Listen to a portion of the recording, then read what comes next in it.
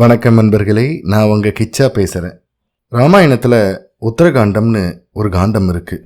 யாரும் உத்தரகாண்டம் பாராயணம் பண்ணுறதே இல்லை, உபன்யாசமும் பண்ணுறதில்ல. ஏன் பாராயணம் பண்ணுறதில்ல, ஏன் உபன்யாசம் பண்ணுறதில்ல அப்படின்றத மகாபெரியவா விளக்கமாக சொல்கிறார்.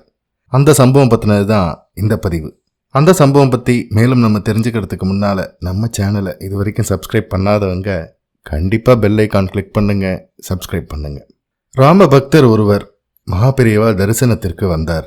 ராமாயண பாராயணம் உபன்யாசம் நடந்தது, இன்று பூர்த்தியாயிற்று என்று விண்ணப்பித்து கொண்டார். நீங்கள் ராமாயணத்தை இன்னும் பூர்த்தி செய்யலை, ராம பட்டாபிஷேகம் நடந்தது என்று சொல்லுங்கோ. ராமாயணத்தில் யுத்தகாண்டம் வரை பாராயணம் உபன்யாசம் ஆயிருக்கு, அப்புறம் உத்தரகாண்டம்னு ஒரு காண்டம் இருக்கே, இதை தொடர்ந்து ராமாயணம் பற்றி பல விஷயங்களை பொதுவாக சொன்னா மகாபெரியவா. முன்னாடிலாம் ஒரு கடிதமோ தஸ்தாவேஜோ எழுத ஆரம்பிக்கும் போது பிள்ளையார் சுழி போட்டுட்டு ராமஜெயம் என்று எழுதிவிட்டுத்தான் விவரங்களை எழுதுவார்கள். ராமராஜ்யம் என்று சொல்றோம், அவ்வளவு பெருமை ராமனுக்கு. வேறு எந்த ராஜாவும் தர்மம் தவறாமல் ஆட்சி செய்ததில்லையா என்று கேட்கலாம். செய்திருக்கிறார்கள் என்பதுதான் சரியான பதில்.